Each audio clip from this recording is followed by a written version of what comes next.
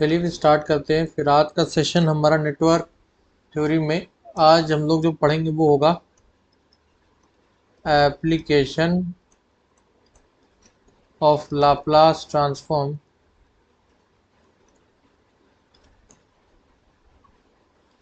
In solving given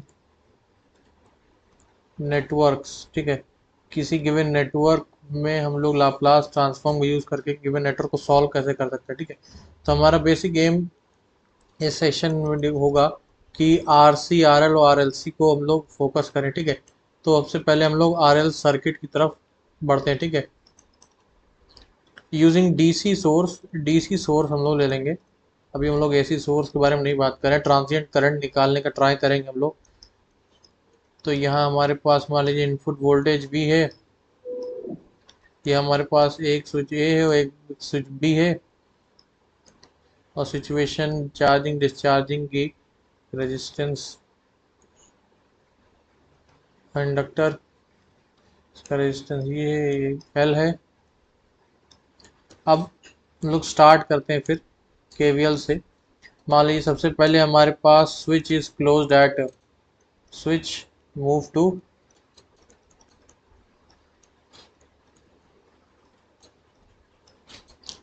A at T equal to zero. वो हम लोग जानते हैं कि ड्यू टू इलेक्ट्रिकल इनर्शिया जो भी पोजीशन में इंडक्टर होता है उसी पोजीशन में होने का ट्राई करेगा, तो इनिशियली ओपन सर्किट की तरह बिहेव करेगा, तो I at zero equal to zero हो जाएगा इसकी वजह से। ठीक है, हम लोग यहाँ पर केवीएल लगाते हैं तो वी माइनस आई आर मान लेते हैं, करंट हमारे पास फिर आई फ्लो कर रही है, और minus L D I by D T equal to zero. अब यहाँ पर हम लोग लाप्लास ट्रांसफॉर्म लगाना स्टार्ट करते हैं। लाप्लास ट्रांसफॉर्म दोनों साइड ले लेंगे, तो कांस्टेंट का 1/s होता है, दोनों साइड ऊपर भेज देते हैं हम लोग। आर आई ऑफ टी का हम लोग Laplace transform capital I of S ले लेते हैं, R I of S plus L, इसका लाप्लास ट्रांसफॉर्म होता है S I S minus I of zero. ये लाप्लास ट्रांसफॉर्म फार्मूला होता है कि D Y means first time derivative S Laplace Y minus Y zero. ठीक है, डी स्क्वायर वाई मैथमेटिक्स में आएगा, आप लोगों ने पढ़ा होगा, S square Laplace Y minus Y dash zero minus Y zero minus Y dash zero. ठीक है, ये इस तरह से हम लोग फार्मूले होते हैं इसके डिफरेंशिएशन के। बेसिकली हम लोग ऑर्डर 1 तक काम चलेगा, ऑर्डर 2 के लिए हम लोग जाना नहीं पड़ेगा। ठीक है, डबल डेरिवेटिव पे। तो ये हो गया हमारे पास। अब यहाँ पर हम लोग जानते हैं कि इनिशियल स्टेट हमारे पास जो इनिशियल प्रॉब्लम कंडीशन दी गई है वो आई ज़ीरो है, तो यहाँ से हम लोग लिख सकते हैं V by S equal to R I of S common ले लेंगे, तो R plus L S I of S ये हमारे पास आ गया। तो हमारे पास आई ऑफ एस कितना आ जाएगा, हमारे पास वी एस, यहाँ से एल कॉमन ले लेते हैं, तो हमारे पास कितना आएगा S upon R plus L, R upon L into L. तो आई ऑफ एस कितना आ गया हमारे पास वी बाय एल, यहाँ से हम लोग कॉमन लेते हैं 1/s, इसको मतलब पार्शियल फ्रैक्शन तोड़ देंगे, 1/s minus 1/s plus R by L.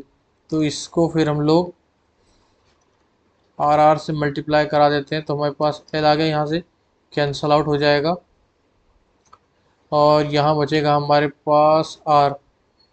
Simplify अगर बेसिकली करते हैं तो हम लोग देखें क्या, वी बाय एल हुआ हमारे पास, तो 1/s minus 1/s plus R by L. अब इसको सिंप्लीफाई करेंगे तो हमारे पास ऊपर बचेगा क्या, आर बाय एल बचेगा हमारे पास, एल नीचे है ही, तो हमें करना क्या है, एक एडिशनल आर को मल्टीप्लाई करा देना। ठीक है, एक एडिशनल आर से मल्टीप्लाई करेंगे तो आर बाय एल ये जो फॉर्म बनेगा हमारे पास, ये इसी फॉर्म में ब्रेक कर सकते हैं, तो हमारे पास बचा क्या वी बाय आर। ठीक है, तो वी बाय आर हमारे पास यहाँ आया, तो हम लोग इसका अगर इन्वर्स लाप्लास ट्रांसफॉर्म ले तो आई ऑफ टी कितना आ जाएगा हमारे पास, आई ऑफ टी हमारे पास आएगा वी बाय आर, इसका हो जाएगा 1, और इसका हो जाएगा E to the power minus R T by L. तो इसको लिख सकते हैं I T equal to I naught 1 minus E to the power minus T by R, T by tau, फिर टाउ इज ये आर बाय एल है, R by L. तो ये हम लोगों ने यहाँ पर ट्रांजिएंट करंट निकाल लिया, ठीक है। तो यहाँ से हम लोग अगर इसका प्लॉट करें तो t इक्वल टू 0 पर करंट ये 0 होती है और जैसे जैसे आने लगता है फिर ये स्टेडी स्टेट में वो शॉर्ट सर्किट की तरह बिहेव करता है t इनफाइनाइट पे। तो यहाँ पर इनफाइनाइट पे इसकी जाके कितनी वैल्यू हो जाती है, I not, I versus time, ठीक है। ये ट्रांजिएंट करंट का ही रिस्पॉन्स हो गया। वी एल निकालना चाहो तो हम लोग जानते हैं L D I by D T हो जाएगा। तो L D I by D T ये हो जाएगा कैंसिल हमारे पास, तो हमारे पास आएगा I naught E to the power minus t हो जाएगा हमारे पास by tau minus T by tau. Tau क्या एल बाय आर है, तो हमारे पास ये वी बाय आर है तो V naught E to the power minus T by tau V L, ठीक है।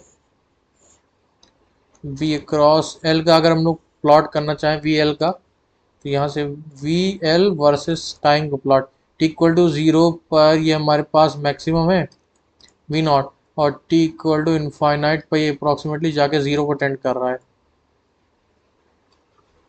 तो ये हमारे पास वी एल हो गया।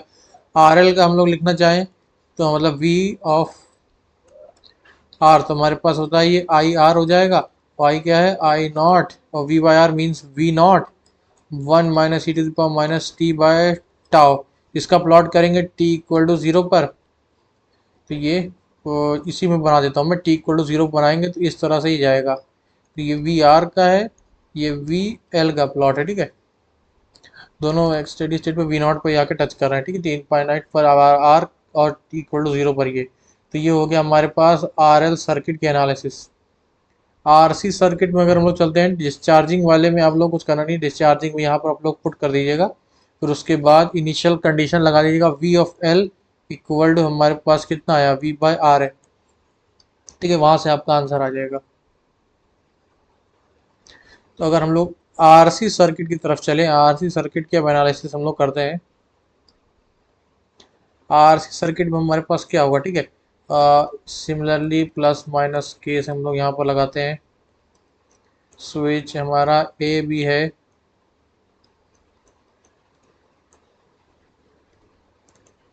इनिशियल टी इक्वल टू 0 पे हम लोग यहाँ पर स्विच कर रहे हैं। वी ये दिया है, आर ये दिया है, सी ये दिया है। हम लोग जानते हैं इनिशियली ये शॉर्ट सर्किट की तरह बिहेव करता है कैपेसिटर,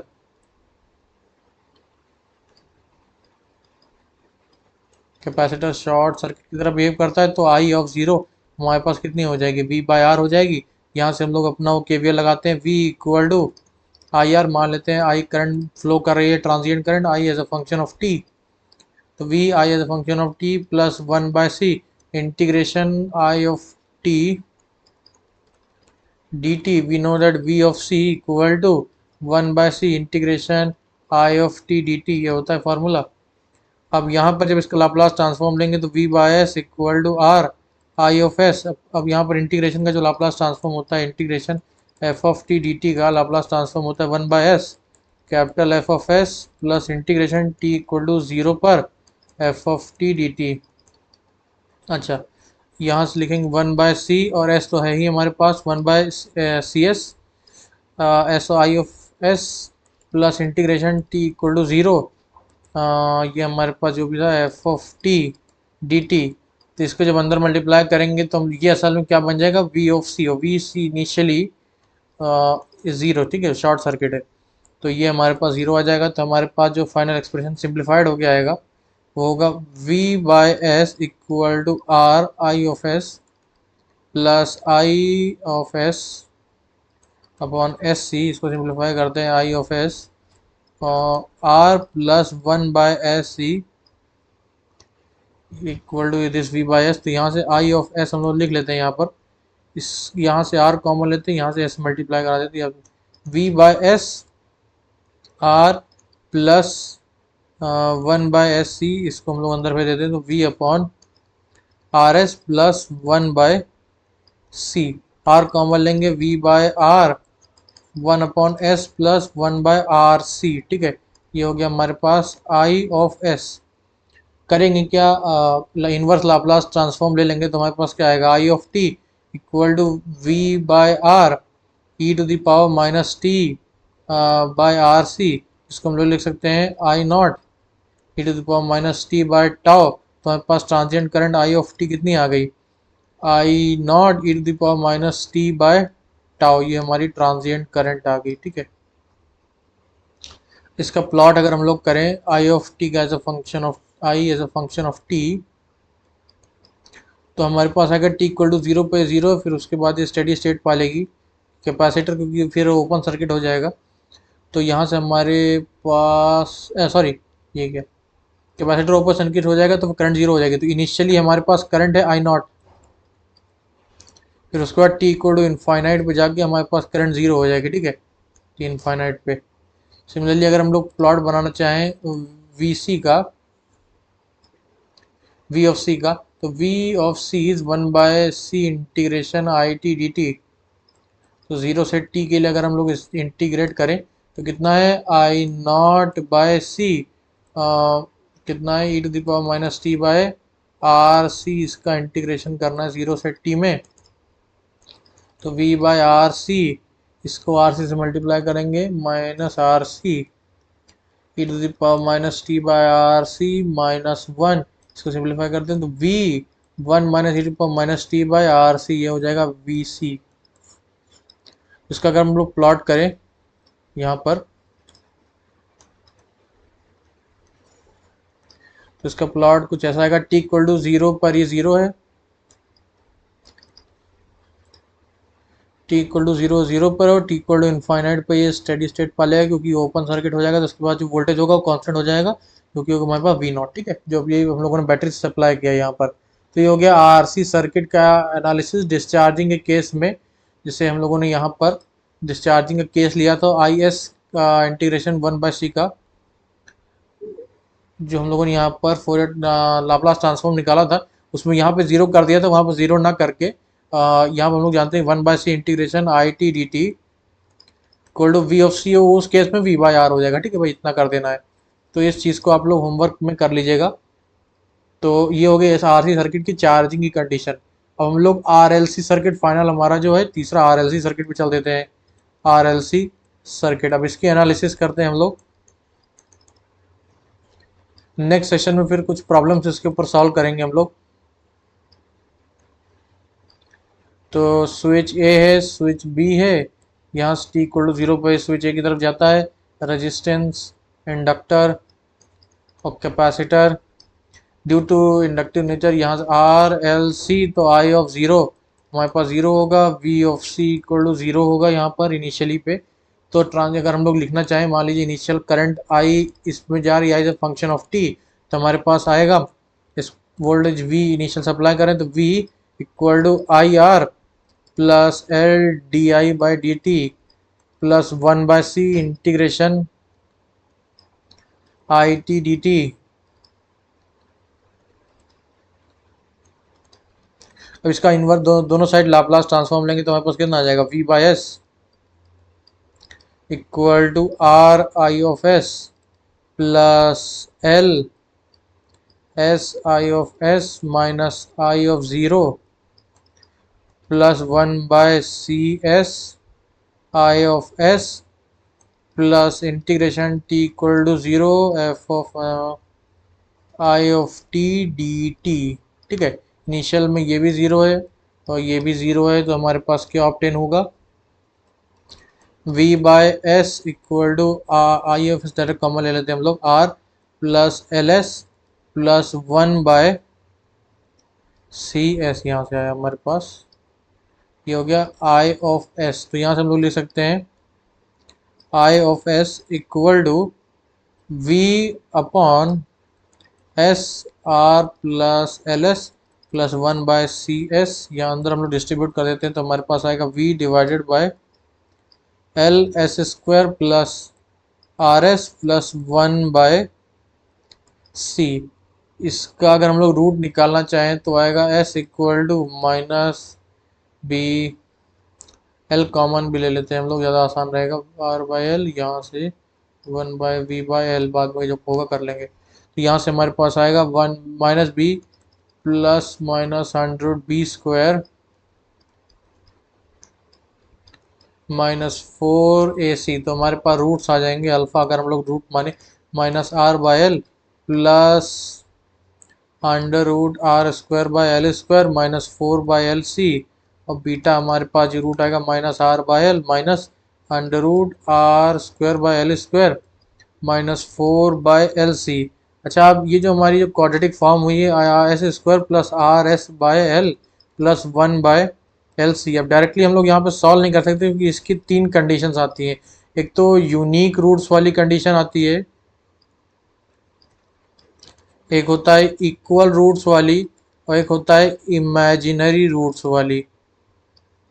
अच्छा, यूनिक रूट में अगर हम लोग देखें तो यूनिक रूट में जो कॉम्प्लीमेंट्री फंक्शन, ये होमोजीनस इक्वेशन है, ठीक है, नॉन होमोजीनस इक्वेशन, तो इसमें कॉम्प्लीमेंट्री और वो इंटीग्रल पार्ट भी आता है, पर्टिकुलर इंटीग्रल वाला पार्ट। तो ये कुछ इस तरह से फॉर्म में आता है कॉम्प्लीमेंट्री फंक्शन वाला, c1 e⁻α1t plus c2, alpha ही ले लेता हूँ मैं, c2 e⁻βt, ठीक है, इस तरह के फॉर्म में आता है जब ये यूनिक होता है।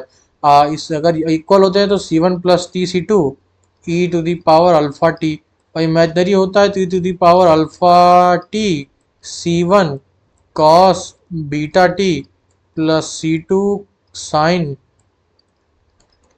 बीटा टी, यहाँ पर हमारा रूट जो alpha plus minus iota beta इसके फॉर्म में आता है। तो हम लोग ये तीन तरह के कंडीशन लिखते हैं, ठीक है। तो इसको फर्दर हम लोग सिंप्लीफाई किसी दिन प्रॉब्लम लेकर ही ट्राई करेंगे, कि किसी दिन एक प्रॉब्लम लेकर। तो डेरिवेशन का पार्ट बस इतना ही है। डिस्चार्जिंग के केस में आप लोग जो मैंने बताया था वी ऑफ सी ले लीजिएगा, V of C I V of L, और उस समय जो होगा उसको आप लोग ट्राई कर देते, ठीक है। तो नेक्स्ट पार्ट में हम लोग फिर इसके ऊपर प्रॉब्लम सॉल्व करेंगे, ठीक है। Thank you.